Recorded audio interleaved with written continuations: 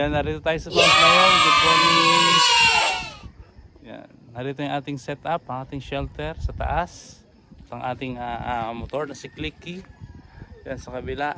Dudungaw sa inyo yung Mount Mayon. Medyo nakatago pa ang Mount Mayon.